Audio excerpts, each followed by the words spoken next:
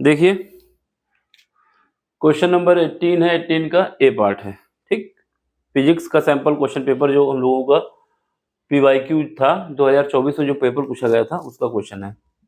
इसमें क्या है, इसमें बोला जा रहा है कि मोनोक्रोमेटिक लाइट जो है जिसकी फ्रीक्वेंसी दी गई है कितना, इसकी फ्रीक्वेंसी दी गई है 5 × 10 की पावर माइनस 5 × 10 की पावर 14 गीगाहर्ट्ज।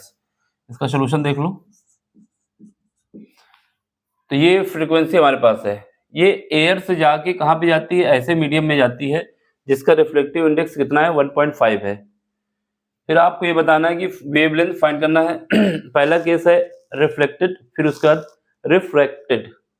दो केस हैं, रिफ्लेक्टेड रिफ्रैक्टेड। इसमें बताना है क्या होगा आपके पास वेवलेंथ।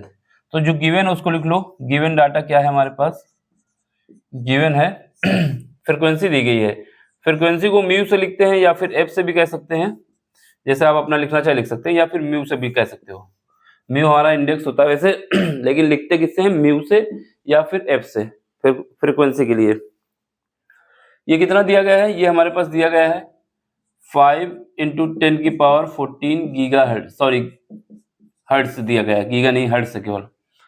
एयर का जो रिफ्लेक्टिव इंडेक्स होता है वो हमारे पास 1 होता है, तो उसको लिखने की जरूरत नहीं है। ठीक है, इसके बाद क्या एक दूसरा मीडियम है जिसका रिफ्लेक्टिव इंडेक्स दिया गया है जिसको म्यू से लिखेंगे, म्यू से लिखेंगे या फिर एन से लिखेंगे। ये क्या है 1.5 है। अब हमें क्या करना है, पहले केस में रिफ्लेक्टेड हो रहा है उसके लिए फ्रीक्वेंसी वेवलेंथ फाइंड करना है। क्या फाइंड करना है, वेवलेंथ। तो फाइंड जो करना है वो वेवलेंथ फाइंड करना है क्वेश्चन मार्क के साथ। दो कंडीशन में वेवलेंथ फाइंड करना है। एक पहला केस है रिफ्लेक्टेड, फिर दूसरा रिफ्रैक्टेड। उन दोनों केस के लिए फाइंड करना है। तो एक को लेमडा मान लेते हैं, दूसरे को लेमडा डैश मान लेते हैं। क्वेश्चन मार्क है, ये पहले के लिए मान लेते हैं, ये सेकंड के लिए मान लेते हैं। इन दोनों को हमें फाइंड करना है। ठीक है, देखो क्या रिलेशन होती है हमारे पास वेवलेंथ और रिफ्लेक्टिव इंडेक्स में। वेवलेंथ, रिफ्लेक्टिव इंडेक्स और फ्रीक्वेंसी, ये तीन में क्या रिलेशन होती है, ये वाला हमें फार्मूला पता होना चाहिए। तो पहला फार्मूला हमें ये पता होना चाहिए कि जो हमारे पास वेवलेंथ होती है जिसको हम लेमडा से कहते हैं, तो क्या होता है c/f।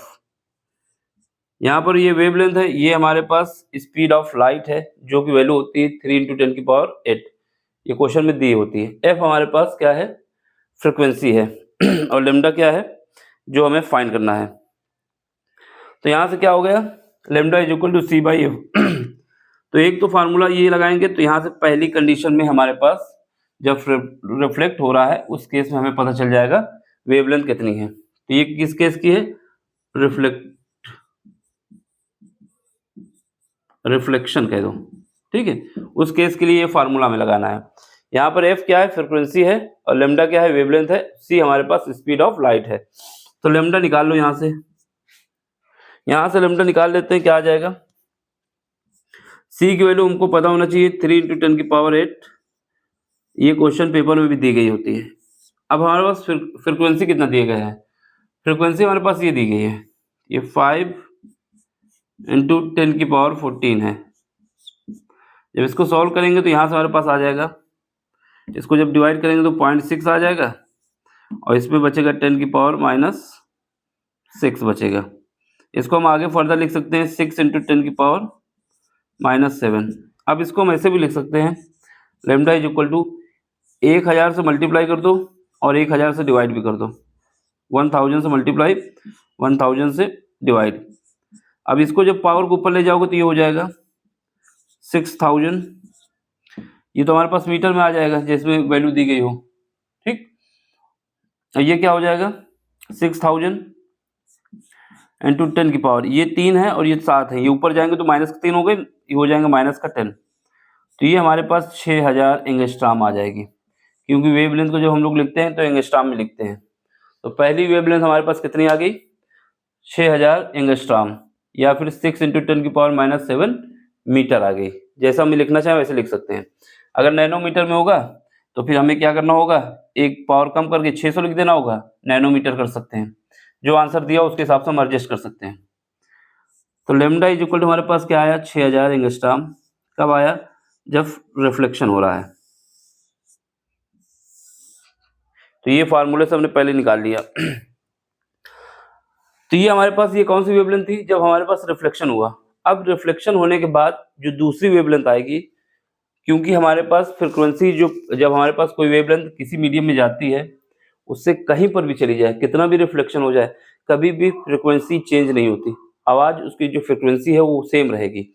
चेंज होगा तो वेवलेंथ चेंज होगा, तो वेवलेंथ चेंज होगा तो हमारे पास जो वेवलेंथ का फार्मूला होगा दूसरे मीडियम में अगर जाएगी, तो उसके लिए हम क्या कह सकते हैं, जो हमारे पास वेवलेंथ का फार्मूला होगा lambda dash is equal to क्या होगा, लैम्डा बाई एन।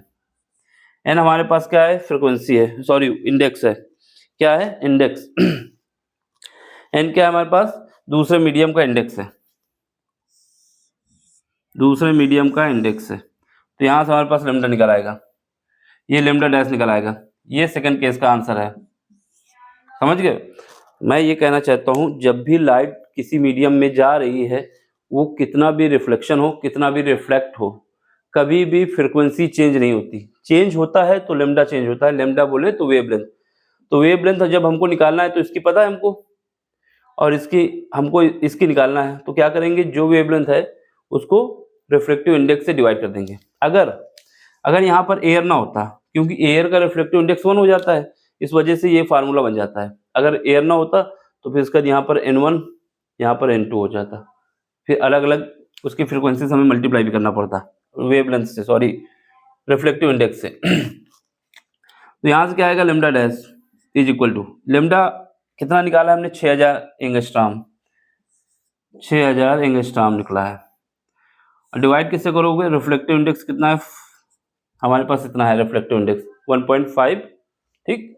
तो ये हमारे पास कितना आ जाएगा, एंगस्ट्रॉम को मीटर में बदल देते हैं, 10⁻⁻10 आ जाएगा। एंगस्ट्रॉम को हमने चेंज कर दिया।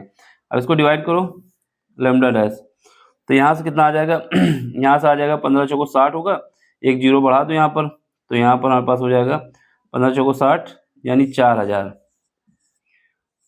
आ जाएगा, इंटू 10⁻⁻10 मीटर कह सकते हो। अब ये लैम्डा डैश जो हमारे पास हो जाएगा 4000 एंगस्ट्रॉम हो जाएगा। तो यही हमारा सॉल्व करने का तरीका है। देख लो, समझ में आया हो तो लाइक शेयर। 4000 एंगस्ट्रॉम आएगा, वहाँ नीचे नहीं दिख रहा तो ऊपर देख लो, यहाँ पे जो लैम्डा डैश हो जाएगा 4000 एंगस्ट्रॉम। इसको करने का यही तरीका है। 2 नंबर का क्वेश्चन है, बस एक फार्मूला ये लगाना है, एक दूसरी कंडीशन ये लगानी है, सॉल्व हो जाएगा। 2 मिनट से ऊपर क्वेश्चन नहीं होने वाला, ठीक। समझाने में जरूर टाइम लग सकता है, लेकिन इस क्वेश्चन में कुछ दम नहीं है। थोड़ा नीचे कर देता हूँ जिससे आप देख लें। ले लो इसका स्क्रीनशॉट ले लो, फिर इसका अगले मिलते हैं। एक फार्मूला ये लगाना था, दूसरा फार्मूला ये लगाना था। ये रिफ्लेक्ट के केस में था, ये रिफ्लेक्शन के केस में था। चलो मिलते हैं अगले लेक्चर में। Thank you for watching.